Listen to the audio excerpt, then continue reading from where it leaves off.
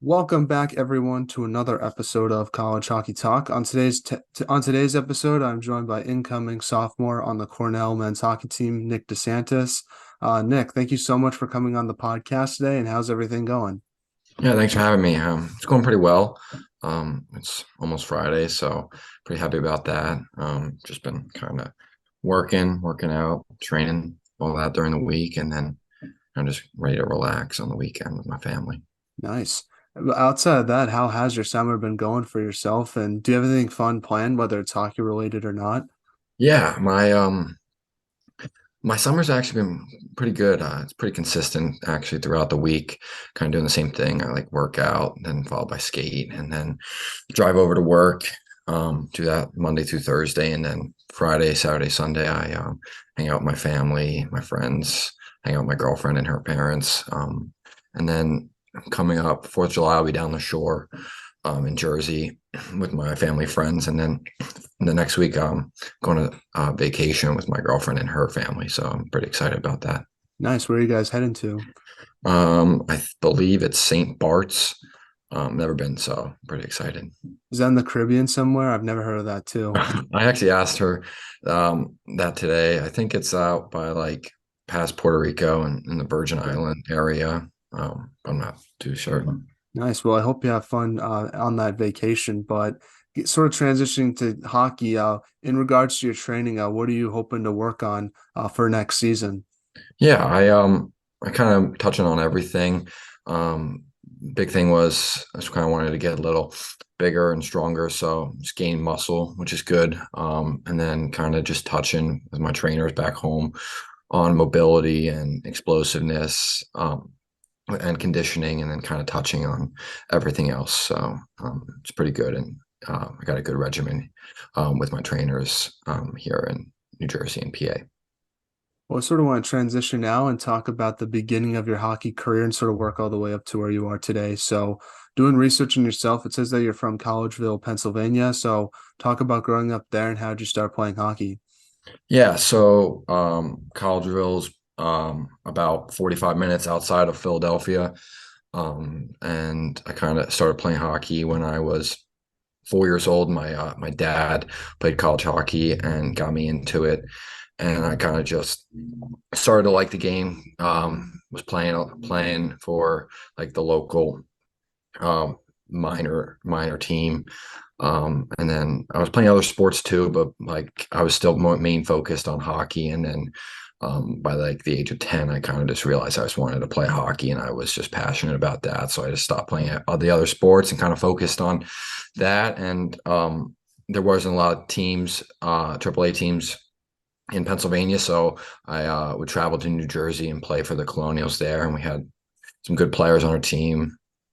And then kind of that path then took me to prep school at South Kent, and then to juniors, and then here today at Cornell. So it's been a nice journey, fun journey, and I've enjoyed playing it every single day. Who was your favorite player growing up? I'm assuming it was probably someone on the Flyers since you were from Yeah. So Philadelphia. when I was a peewee, my one of my coaches was Danny Briere. So I used to love, and we were season ticket holders for the Flyers. So I used to go to the games and be right by the bench, and he would give me sticks all the time. So it was awesome. But I just loved watching Danny play because he was a smaller forward too, and he kind of just his skill sets, his elusiveness in the offensive zone, and his tenacity kind of in front of the net and just banging home all those dirty goals. So that was pretty fun to watch. And then I also really enjoyed watching Pavel Datsyuk too, just his skill set, and kind of just wanted to kind of mimic kind of his skills in my games. Was it cool? Is it cool seeing Danny Beer now as the GM of the Flyers? Yeah, it is. We're I actually work out with one of his sons, and we're still pretty close with him, but it's pretty cool now to see him and how he's progressed from player to now front office. So it's very exciting, and I'm happy that he's still a Flyer. My favorite Flyer probably was Mike Richards. He was so good for so long, and then he kind of just disappeared. But he was definitely a player I liked watching a lot growing up. I think people sort of forget how good he was. Yeah, I liked that 2010 Stanley Cup team with Jeff Carter, Scott Hartnell, Mike Richards, Claude Giroux. I really enjoyed watching them play. And I actually down the shore we were friends with Jeff Carter too, so I was able to kind of hang out with him, and he kind of taught me a couple things for the game, like Danny does, and it was pretty cool experience. Now, before Cornell, you played for the Madison Capitals in the USHL. How'd you get the opportunity to go to the USHL and play for them? Yeah, so juniors for me with COVID was all over the place. So I was in the BCHL during like the middle of COVID, but was able to play a couple preseason games, but then they shut down. So I came back and kind of just trained, and then the following year, a couple teams reached out. Madison was one of them, and I got to talking to them, and it was new coaching staff at the time. So they were enthusiastic about me as a player, and then about how the season was going to be. And they were drafting some pretty good players. So I was fortunate enough to get picked up by them before the season started. And then went on from there, and our team was good. It was a good team. We made it to the Clark Cup. Really kind of changed the image of the Madison Capitals that year, and we're able to accomplish a lot of things, primarily because our team was very close. We were a bunch of good players, a bunch of college players, and we were able to kind of come together towards the end and make a good run in the playoffs. So it was a good learning experience too. Yeah, talk a little bit more just about your playing experience with Madison and just what you took away from it. Yeah, I mean, I liked it because it was also the USHL is like one of the top junior leagues in North America, and good with the development. And I kind of was just always at the rink.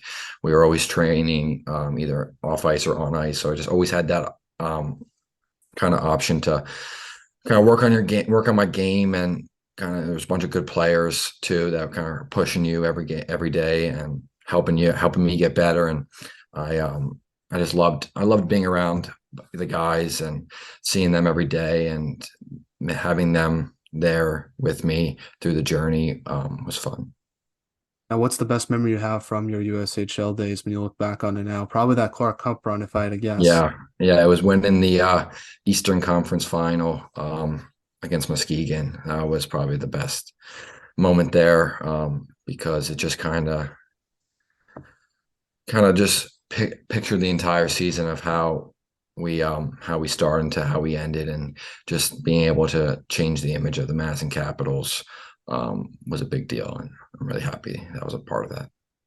Now, how did your USHL hockey experience help prepare you with Cornell? Obviously, you're going against other Division One commits, both in practice and in games, so probably makes the transition very seamless, or a little bit more seamless, when you're playing against those players all the time. Yeah, and that's exactly it. I think all the players there were good players, going to be college players, and then just style of play too. It was fast pace. It was heavy. You kind of had to make quick plays. Kind of built up confidence too as I continue to play in more and more games. So that kind of was the biggest key, was just kind of building up my confidence in my game, and being able to play at high speed that could translate into college hockey. And I've kind of first couple days in college, it's fast, but then once you get into it, it's nothing too different from the USHL. So it was a good jump from the USHL to college. Now, talk about your recruiting process with Cornell and what made you want to go there versus other schools you might have looked at. Yeah, so when I was at South Kent, I committed to Miami, Ohio, when I was 15, and there was a bunch of different coaching changes, and just we just felt like it wasn't kind of the right fit for me. So kind of in the second half of the year in Madison, I was uncommitted and I was just playing, and Cornell was one of the teams that was interested, and they were contacting me, and they were coming out to the games, and they were showing interest.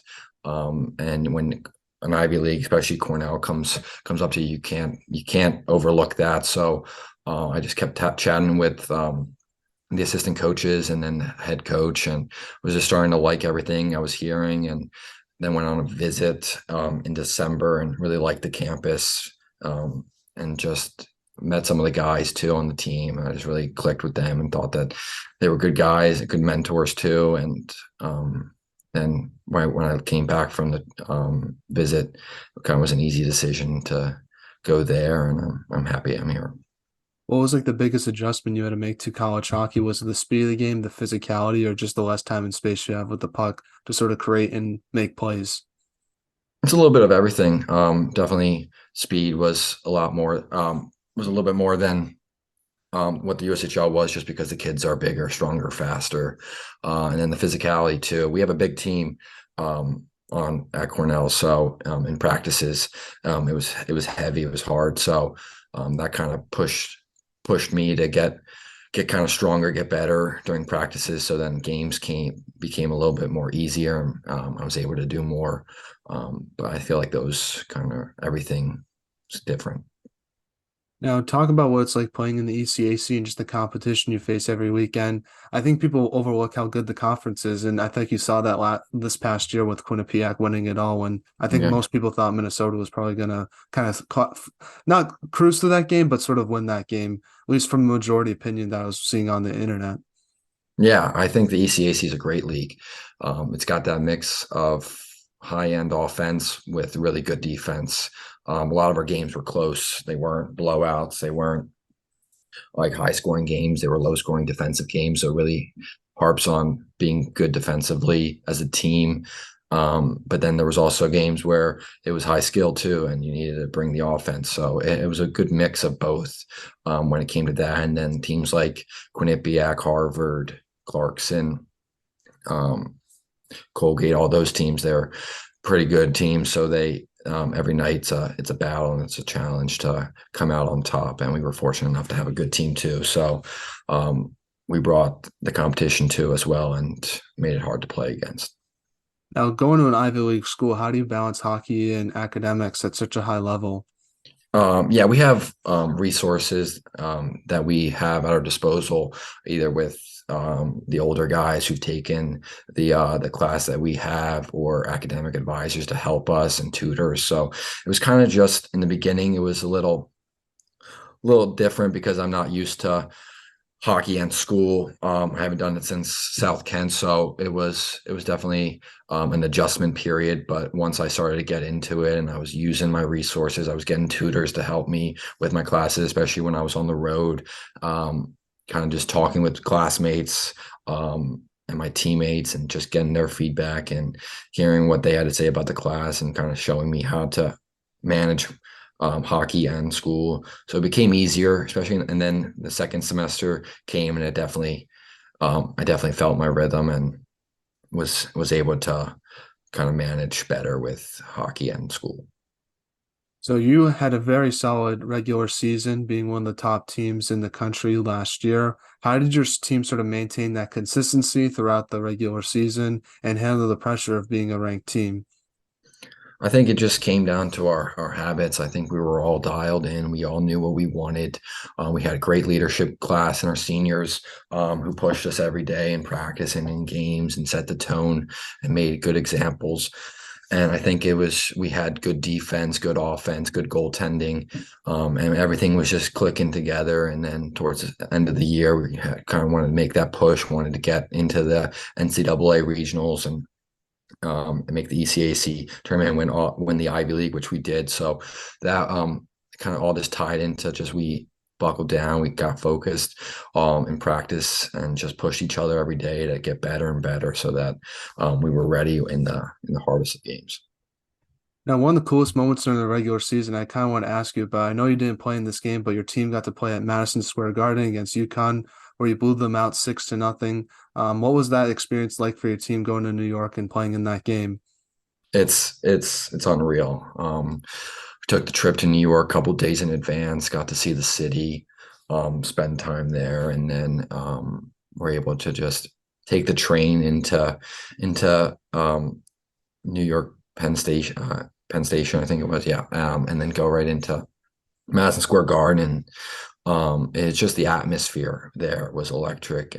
It's one of the hockey's greatest arenas, and it was filled with Cornell fans, which was just a big momentum boost for us. I feel like in that game, and everyone's just red, and you're in the anthem, and you hear them during the national anthem yell the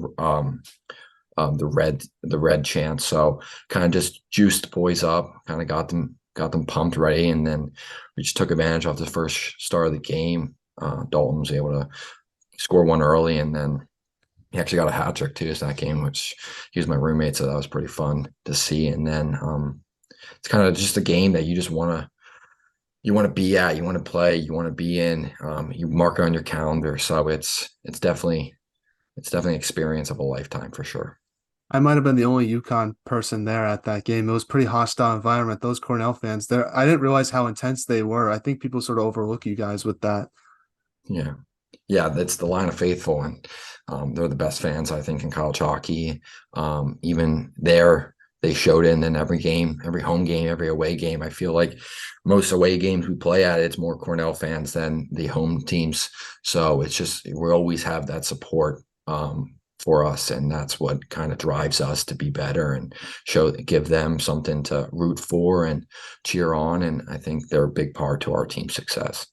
No, you guys are going to do the MSG game next year, right? Is it a yearly thing? Yeah, it's a yearly thing. Every other year we play BU. So this year we'll play BU in the red hot hockey matchup. So it's gonna be filled with red now. So but Nice. it's gonna be a lot of Cornell fans still. So And a good I'm revenge excited. game too, which we'll get to in a little bit. But you guys, like you mentioned, won the Ivy League championship this past year as well when you guys beat Yale. What did winning that championship mean to your team heading into the tournament? I think it just gave us another boost of confidence that we're a good team. We earn everything that we get, and it was good for us to kind of win the Ivy and then use that momentum into the ECAC playoffs and the regionals. And it was just a fun experience too that realized like we didn't even know like we were just playing, didn't really focus on if we had the chance to win the Ivy or not. Right afterwards, we were able to celebrate and have a good time too. So it was a lot of fun. Now in the tournament this year, you guys beat Denver 2-0, but then lost to Boston University in the regional finals. Overall, what did you take away from your tournament experience, and how are you going to guess use that heading into next season? Yeah, I think it was a great experience. It felt like professional hockey, TV time, long TV timeouts, televised event. It was really exciting to play in and play the reigning national champions in the first game and beat them. Really set the tone for like we belong here, we deserve to be here, we want to be here every year. So it kind of just built up kind of adrenaline in us to want to keep going and keep playing because these are the last couple games of the year and we don't want to end. So I think that next year our main focus is to make it back and make it even farther. We're one win away from going to the Frozen Four, so we definitely have more to go from there. But overall, it was a good experience. Now, I was reading about your head coach Mike Schaefer and just some of the stuff he had to overcome the past few years. And I sort of want to ask, what's it like playing under him, and what's he like as a head coach? Yeah, he definitely has gone through a lot during COVID, but he's got great support from the coaching staff and the players here. We all respect him, and I think he just pushes us every day. He wants the best out of us. As a freshman, he wanted me to be the best I could be, and he kept pushing me um, to do better in practice habits and in the games and be consistent. So he wants the most out of you as a player and as a person too. Off the ice, he does great things. I know a bunch of the players and him took a trip to the Dominican to help out with families and schools out there, and it's just kind of a big deal to give back to the community, and that's something that he harps on. So we all kind of stand by him and look forward to many years to come. Now, one more question before we get to the non-hockey segment, but what are your team's goals and expectations for next season? And are you able to review any non-conference games that your team has outside of the BU game?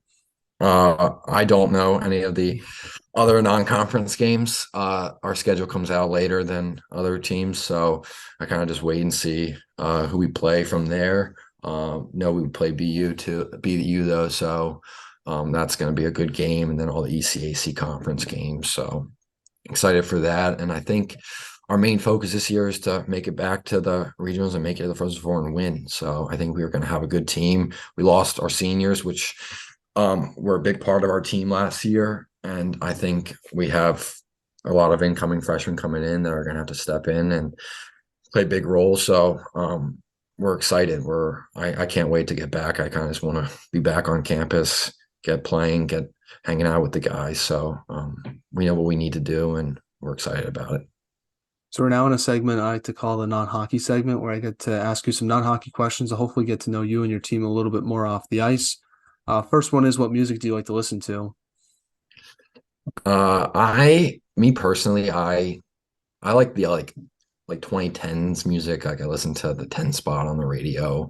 I get chirped a lot for my music taste just because it's older music. It's like a mix of country, pop, rap, like everything. So I'm not the best when it comes to picking the music, but I know what I like, and but the guys in the locker room too have great taste. So kind of Yeah, just jam out to whatever they're playing in the locker room, and they blast it too. So yeah.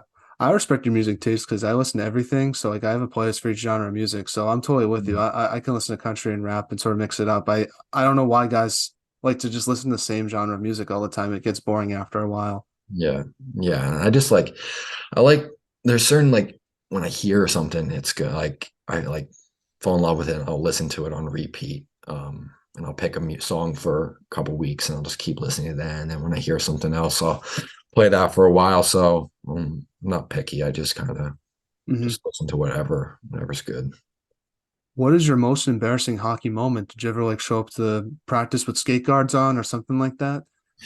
I don't know. It's I definitely probably have had some when I was younger, but can't remember. But I just know from this year, it was one of my first games at Lina, and how it is our benches along the boards, and then our penalty box is right next to us, and then across the ice where normally a penalty box would be, is the other team's penalty box.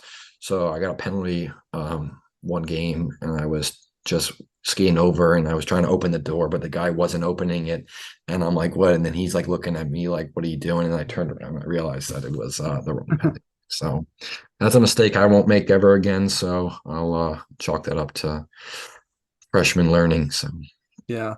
Well, that's a little confusing because usually the penalty boxes are right next to each other. So even if you make that mistake and usually the ref, I feel like leads you to it too. So yeah, so it was funny. So I think that's probably the most embarrassing thing I can think of. So now, speaking of your teammates, who has the best style on the team?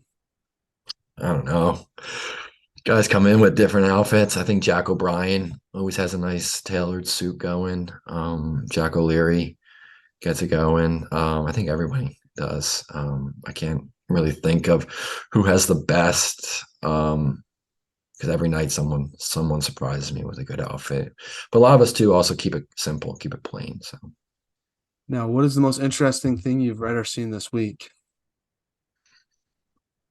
I was just caught up on that Titanic thing from last week. I was reading more about it, and then I don't know, today was the NHL draft, so I was reading up on that, seeing all the guys I knew are getting drafted. So Yeah. what I've been catching up on. Yeah, pretty much for me, just the NHL draft, seeing what guys went there. Anyone you know from Cornell that got drafted? I saw some guy from the Bruins got picked Yeah, from we have Cornell. three incoming freshmen that just got drafted. Um, so that's gonna be pretty cool experience for them, and then it's gonna be good for us too because these guys are gonna come in and we're gonna expect them um to be impactful players for us. So I'm excited. I think the most surprising thing from the draft, in my opinion, was seeing Fantilli drop to number 3. I thought it was kind of a lock to be the second overall pick. So that was probably the biggest thing that took me by surprise. Yeah, yeah, that was surprised, but you don't know, you never know. Yeah. And obviously the Flyers got a very good player, Mitchkov, who might be a steal at number 7. So that's pretty exciting for you guys. Yeah, I like that. I like that pick. I know all my buddies too like that. So Hmm. good. It was a good first draft pick for Danny as the GM. Now, one more non-hockey question is, if you could have lunch with anyone in the world, who would it be and why? That's a good one. Probably I don't know. I'd say George Lucas. Kind of I grew up as a Star Wars fan and just love to pick his brain on kind of how he thought of all the things he did and how he did it in a time where technology wasn't as advanced. Kind of just hear all the different stories, kind of things that weren't told in it, but love to know. So that'd be pretty interesting. I think for me, probably Tom Brady, just hearing about all the success he's had and how he sort of went through a lot of adversity to get there and his perspective on it 20 years later. I think that would be cool to hear from him on that. Yeah, yeah, that would be cool. Now, getting back to some hockey questions now. First one is for all the younger players listening to this, what advice do you have for them on what it takes to be a college hockey player like yourself?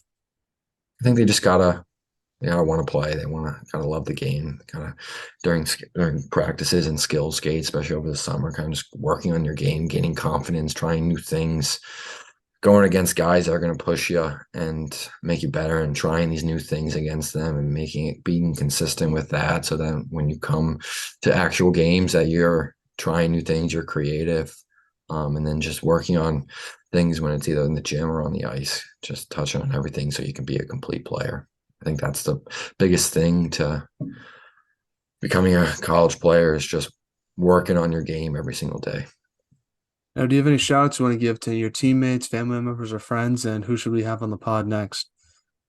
Shout out, my dad's birthday was yesterday, so we got to celebrate with that. So that was good. But yeah, anyone on my team would be a good candidate to have on the podcast. Well, thank you so much, Nick, for coming on the podcast. I really do appreciate your time. It means a lot to myself. And I wish you and your team nothing but the best for next season. I know it's going to be a lot of fun. And yeah, thanks so much for doing this. I had a good time talking with you. No, I appreciate it. Thank you for having me.